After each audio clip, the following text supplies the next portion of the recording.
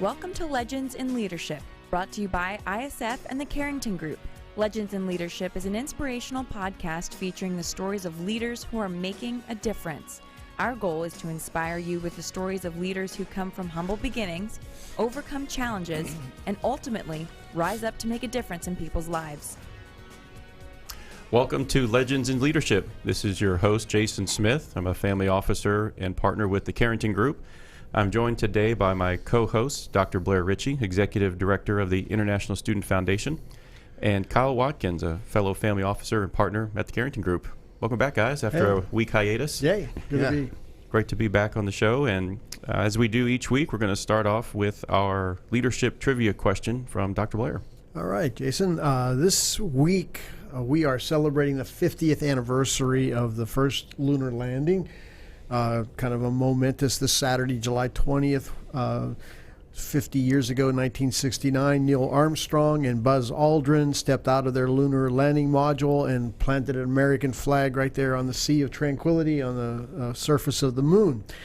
And Apollo 11, while it was a great American achievement, it was really something that captured the imagination of people all over the world. I found an interesting bit of trivia related to the lunar landing, though. Every astronaut had with them what they called a PPK, a personal preference kit, in which they were allowed to take some personal items with them into space. And this was something that happened on every flight. Well, Neil Armstrong actually took with him to the moon a piece of wood and a piece of fabric that were part of the Wright brothers' first plane that had been flown in 1903. So when you think about it, the Wright brothers, cool. Flew to the moon. It's kind of a cool piece of trivia. So Buzz Aldrin had something in his PPK that allowed him to do something on the surface of the moon that was so meaningful, so spiritual to him, that NASA was actually afraid it would become too controversial. So they asked him not to make too big a deal about it, so not many people know about this. So today's trivia question is, what was it that Buzz Aldrin took with him to the moon that made his time on the moon such a truly spiritual moment for him? I'll be back at the end of the show with the answer to that little piece of lunar trivia. Yeah, mixing it up this week. There you go. Yeah. Well, I'm excited to welcome our guest today, Gabriela Rodil, Gabby. She was born and raised in Brazil, and a few million miles later, Gabby has lived or had extended assignments in over 20 countries, including Canada, Mexico, China, Belgium, France, Argentina, Guatemala, Italy, and the U.S. All that travel, immersion into other cultures, and interaction with people has allowed her to develop an artful way to communicate with a broad range of personalities, functions, and across diverse cultures. Gabby has an amazing ability to get the best out of people through all walks of life. Gabby is the founder and CEO of Gabriela Rodil Company, a consulting services company that solves the puzzle of reliable financial reporting, efficient processes, and IT tools for small and mid-sized businesses. Essentially, they help companies get their house in order. Gabby is passionate about everything that she does. She has extended her passion into service with the Fig Factor Foundation as a board member and treasurer. The foundation is a not-for-profit organization dedicated to giving vision, direction, and structure to young Latinas aged 15 to 25. They provide educational leadership platforms, mentorship, and powerful experiences through the context of sisterhood. Gabby is also an author, one of the co-authors of the book Today's Inspired Latina and Today's Inspired Leader, and she's been featured on a variety of media outlets. So we're very excited to welcome Gabby to the show today. Thank you very much. This is, good morning. This is actually my first podcast, so I'm very excited. Bon dia, yeah. Great. Yeah. Well, with such a very interesting and diverse background, one of the first questions that came to mind for me was, with these different cultural experiences, I'm curious what you take from each of those that's helped you become a better leader and how you interact with people coming from very different walks of life. Yeah, I think that one of the great things about traveling and meeting different people, one is that you find that there is a common core to everybody. I just think it's the human side. We're all human beings. And it's very nice that you may be in a completely different country that culturally is very different, but the human being deep inside, we all have something in common. So that's one of the things I took out of my travel. And I think that once you get that we're all people, we can bridge those differences, and that helps enormously because we live in a connected world, and we do a lot of business internationally. We, as in the world, and we talk with different people, and if we can understand that the core is the same, we can always bridge those cultural differences and do some good and make a difference. Yeah. So what is it about travel and other cultures that's really been so interesting to you and has put you on this path to be so diverse in your travels and work and experiences? Yeah, I think I could not have been any different. I mean, I was born in Brazil, but my dad was from Argentina, and we traveled since a young age. We did a lot of traveling in my family. So I got exposed to it very early on, and I loved it. I loved the different scenery. I loved seeing different people. I loved languages, which I ended up learning a couple. And it's just always fascinating for me. And I still love just to go see something different and understand how other people got to where they are. And sometimes even understanding how in many different parts of the world, still people kind of got to the same thing, but through different paths. And it's just fascinating. It is interesting to see just how much we might be different, how much we are the same across cultures and lifestyles. Absolutely. Talk about some of the early influences for you, Gabby, and that kind of got you on the path that you're on and freed you up to become an entrepreneurial type leader. That's a fascinating journey. So we always like to explore some of the influences that made you you. Yeah, when I was 4, my dad had a chance to be transferred through work, and we went to live in Calgary, in Canada. And I was kind of you're 4, you're fine. You'll learn anything. That's when I learned English, actually. But I had to go to school, and I had to learn this whole different country. I mean, Canada is very different than Brazil. But I loved it. I loved that was a different way to live, and different rules and different things. And I think that was kind of happened to me in a way that I ended up being so international. And by the time I was 5, I already spoke 5 languages, and I had been to multiple countries already. So it kind of helps. Your brain gets wired a certain way, I think. And I think that the travel also for me meant freedom. And I think that that's what entrepreneurship is. It's the ability to be the owner of my time and what I do and make choices and be just free to work with the people that I like and make a difference in the way that I believe it fits with me. So I'm curious about that transition then as you're moving through your education, considering the different opportunities in the world. Tell us a little bit about that journey from your educational experience into your first opportunity to really become a leader in an entrepreneurial way. Sure. I think the first actually education-wise that I had opportunity is that I went to a German high school in Brazil. And that opened up a lot of doors, and that gave me an opportunity to be connected with a whole different continent and start with that. And then also in my MBA, I did my MBA here in the United States, but I did it with an emphasis in international business. And at the time I was in Florida, in Miami to be precise, and it's kind of the capital of Latin America. There was a lot of companies headquartered there that were the headquarters of U.S. companies taking care of Latin America. And they value enormously if you can speak the languages, in this case Portuguese and Spanish, to deal with Latin America. And so that really opened it up for me work-wise, having that opportunity, and the fact that I was in Miami. And also I worked for many international companies because I've done a lot of corporate work. One of my first big jobs was Schlumberger. Schlumberger is a public company, 100, maybe $200 billion, and they are everywhere in the world.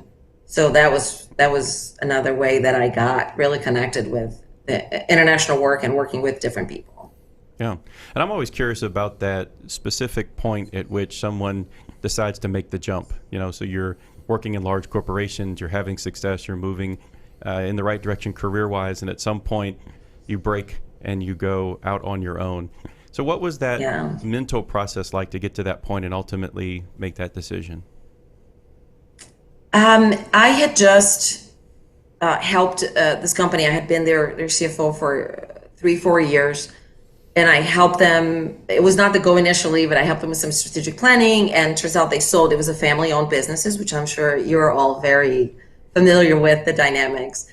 And I helped them with their exit strategy ultimately, which was not initially what they thought they were going to end up, but it made sense. And so I had the chance, I could take a little break. And when I took the break and I stopped and I said, what do I really want to do? Which is such a blessing to even have that opportunity to stop a little bit and think. And I thought I was gonna, so my plan, by the way, was to take just kind of the summer off and figure things out. And a week into my break, I had so many people asking me to help them on a kind of in an independent capacity. And so it kind of, this opened up for me the opportunity of doing consulting, and I loved it. And it was very different than the consulting I had done before with larger companies. I loved the independence of it and being in charge of it. So I said, you know what? I don't think I want to let this go. Yeah. And the impact that you can have on those smaller founder-owned family businesses with your knowledge and your experience, I'm sure was tremendous to bring that Fortune 100 level consulting experience to family-owned businesses.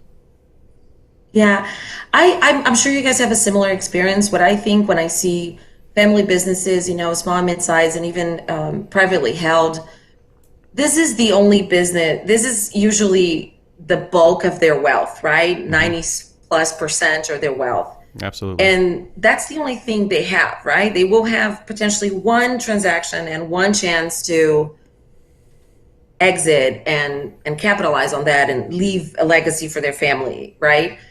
And it's not a level playing field when they start talking to private equity groups or larger companies, right? Someone may be bought by, I've done a lot of work in the medical device industry. Medtronic comes in and buys everybody, right? Yes. That's a huge company that has 50% of the market, right? Right. So they do transactions in their sleep with their hands tied behind their backs. Whereas a family that owns a business, or a group, a private, a few people that own a business, they're going to do that just once. And I love doing the work of helping them optimize that process and smooth it out for them, right? And level the playing field. Just really leveling the playing field for those business owners. So how are you, from the finance and IT and process point of view, that maybe from a stereotypical expectation is very analytical? How do you bridge the gap then into some of those conversations that are more emotional based, more family dynamic, personality based? Yeah, that's the fun part. That's when you kind of need a little bit of a degree in social services slash, kindergarten teacher a little bit sometimes. I love what Peter Drucker said. I don't know when, but he said that culture will eat strategy for breakfast. Yes. And I think that goes with family, because I can put things on a spreadsheet and make everything look really pretty, and it adds up and it ties and it balances. But if you don't address the people, the personality, the emotional side of it, right? A business that they built, it's their baby a lot of times, right? Or it's something that they're trying to respect it and keep the legacy of parents or grandparents or, however many generations.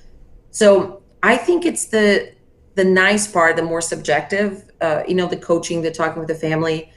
And I believe that if you take the time, right, talk to them and understand what their fears really are. What are the things that are bothering them, right? What they really want to make sure that happens and it's there. And if you address that and you take the time to do that and don't make it just into a spreadsheet, it makes life so much easier. And then you can do the spreadsheet. Don't get me wrong. You got to do the spreadsheet. You got to pass the due diligence. I don't think banks appreciate just that. Yeah, I don't think banks just want a coaching session, right? I mean, they want numbers. But yeah, we live with that.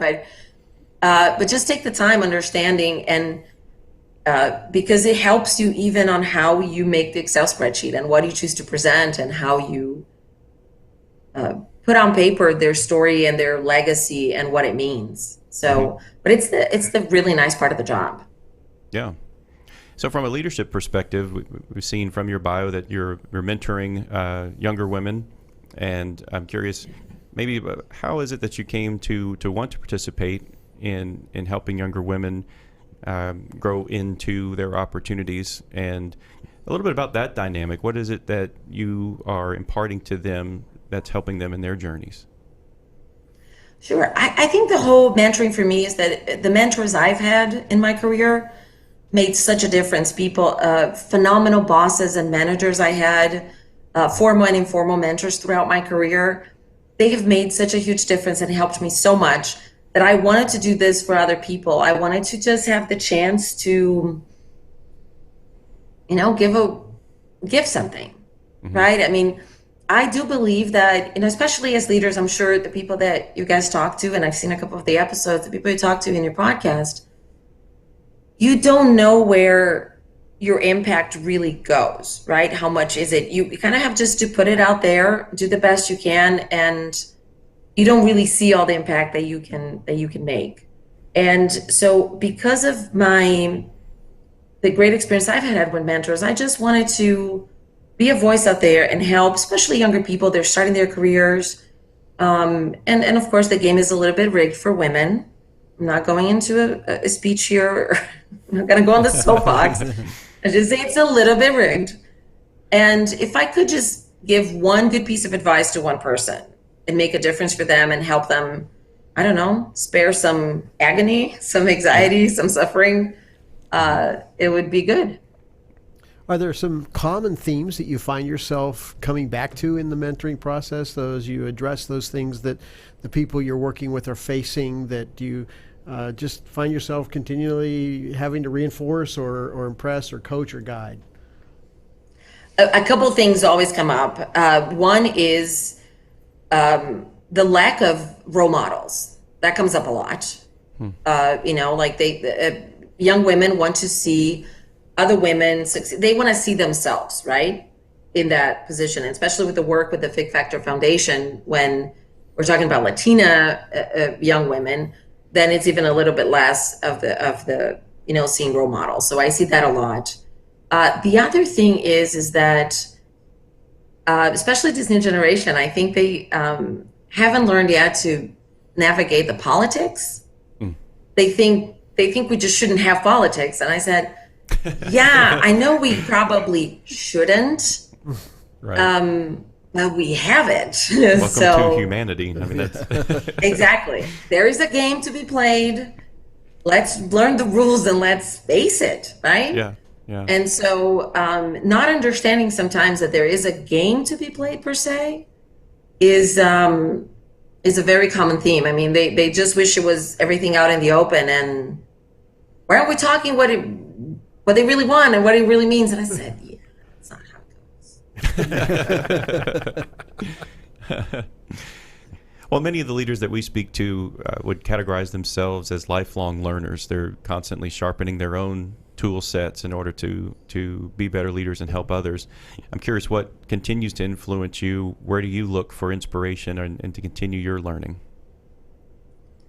Oh my goodness, that is so right. I agree. I always say I'm a forever work in progress. Mm-hmm. I'm in the balance sheet. I'm in the whip. Nicely put. So, yeah, and oh my goodness, in my case at least, I'll tell you, not only it takes a village, it takes a huge village. I have groups that I'm part of peer groups, mastermind groups. I have a coach myself, even though I coach some people, I do have a coach myself. I read, I watch videos, I go search, I Google everything. I'm afraid of downloading my Google search history because it's going to be such a mix of things. I don't know what Google thinks of me. I'm sure they have a profile. I'm just curious of what it is. They're wondering how many people are using your username. Yes. They're like, how many people are this Gabriela Rodil? Yeah. But I'm just, I'm very curious. And I think that if you are curious, and open to learn, and you understand that it's really a journey. I don't mean to be corny or use like a cliche, but it's a journey. It's not over until it's over. And you have to be learning and trying, and some things work, some things don't, and you try something else. Yeah. Is there a particular piece of advice or a book or a podcast, something that you find yourself going back to or sharing on a consistent basis with other people? Yes, I do. This is going to be a little bit on the touchy-feely. Is that okay? Sure, please. Go ahead. I don't think I can put this one in a spreadsheet. I like to say, especially because sometimes when I start mentoring some young women, they're going through hard times or they're questioning things. And I like to say that we all have the life that we think we deserve. Mm. So I encourage them to look inside and question, what are the choices that they're making? What are the things that they are accepting as reality, or who they are, or how things are, and they're not even trying to change? So to have that mentality, not in a we're doomed kind of way, but just in empowering way. We are living the life that we think we deserve. So if there's something that's not working for us in any area of life, look in and understand what our beliefs are about it, what we believe about ourselves and our circumstances and things like that.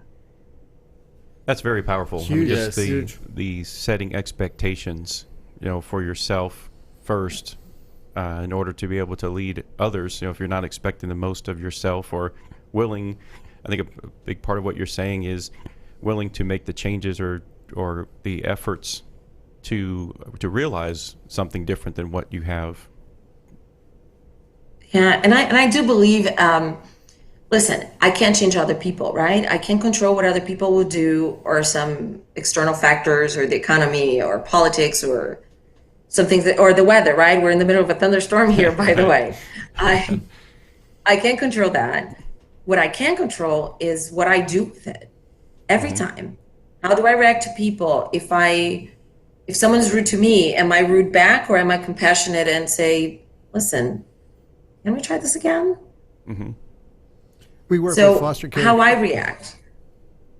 Sure. Yeah. We work with foster care kids at the International Student Foundation, and we constantly find ourselves coming back to that, accepting responsibility. You can't change what happened to you, but if you'll take responsibility for who you are and your responses to that, you can move forward and move beyond, and even take that as a platform to do good. And it's fascinating to see that theme coming out in yours, that mentoring as well. Mm-hmm. Definitely. Yeah. I think that I love what you said, taking responsibility, because I believe that that's what we need to do. Not taking responsibility because, oh, you're guilty, it's your fault. No, it's like, take responsibility from the standpoint that if I try to figure out what my responsibilities on things, it's empowering, because then I can do something about it. Absolutely. Yeah, right. So how could I do differently? How could I see the situation? What else could I do? And take responsibility, because I can't make anybody else do it. I can only change me and my reaction.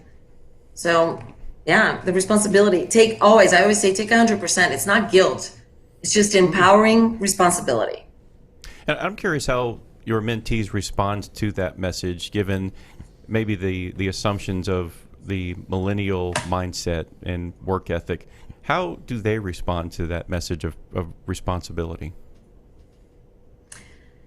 Of course, sometimes the first reaction is a little bit of shock. It's like, oh, but he did, or she said, or Sure. it's not fair. And but that's why you just don't throw that sentence on them, right? You start talking and you work through some example in their lives, and you say, okay, let's take the situation.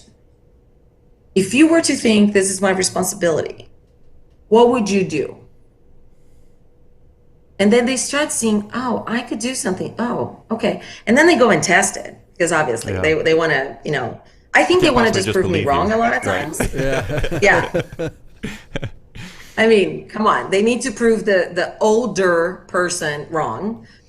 So they will test it. And it's funny because the moment that they change their attitude and they do something different, and then they get different reactions and they get different results. And I'm like, oh, look at that. Yeah. Who would have thought? I love that phrase. I'm sorry, I was just going to say, I love that phrase, insanity is doing the same thing over and over again and expecting different results. Right. Mm-hmm. Yeah. I was going to comment just, who would have ever thought, fulfillment and purpose is on the other side of responsibility. We hear so much about, I want to be happy and joyful and to understand that to get there, there's growth and there's effort, and ultimately taking responsibility provides that meaning. Well, the danger is that people, even leaders, get stuck somewhere. They just get stuck. Sure. And I think the role of the mentor is to help them to keep them from getting stuck, or if they are stuck, how do I get unstuck? Yeah, yeah. Well, I'm curious how. And sometimes it's just, no, I was just going to say, sometimes you just ask a couple questions, get them thinking about Absolutely. it differently, and they get unstuck. Yeah. And just going to say, I was curious how in your own company, maybe share with us an anecdote or two about significant client experiences that you've had, or how the audience listening today might be able to better understand the work that you and your company do. Sure. A lot of times, so I go into companies to help them, again, be more profitable, optimize their operation, right, and be the best version that they can be. And a lot of times what happens is, maybe they've been involved with the business for years, decades, and they have all these assumptions. Oh, this is what it is, or this is how it is. Oh, this is just that person, this is just that thing. And nobody questions anything, nobody questions any of the assumptions. So there's a lot of coaching that goes into, and those kind of softer conversations that go into, okay, what makes you say that? So help me understand. But what if that were not the case? What else could we do if this wasn't the rule, or if this wasn't the way that things were, right? And you start talking them. There's a lot of coaching that goes into it so that you can try something new and stop getting the answers like, I'm sure you guys got this before. We tried this before. This doesn't work. This is the way we've always done it. Yeah. And we just have to wait you out, and you'll leave, and we'll go back to it. Right. Exactly. So there's a lot of coaching and mentoring that goes into that, and especially if you're asking people to do different things and something differently than they've done historically. Sure. Change is not easy. Mm-hmm. Why don't you share with us a website, or if there's a social media platform you prefer to help people learn more about you and your company? Absolutely. So my website is Gabby Rodil Co. So GRODILCO.com. And you can find me in every social media outlet under Gabriela Rodil, and in the company as well.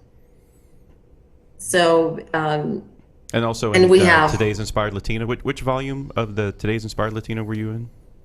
Oh, I'm so proud to say that I was in the original when we didn't have volumes. Yes. We didn't know there were gonna be volumes. We thought it was one book. Yeah. Yeah, that was so much fun. That was the first time that I wrote, and I remember that when I said yes, actually, oh sure, I'll write, and then I was like, wow, now I have to write in English. Yeah. And Yep. what if I can't? So today'sinspiredlatina.com too. There's a lot of material there, but even on my website and everything, and on my pages, you will find links to the books and articles. And I I became a prolific writer after that. The book came out the Latina book came out in 2015.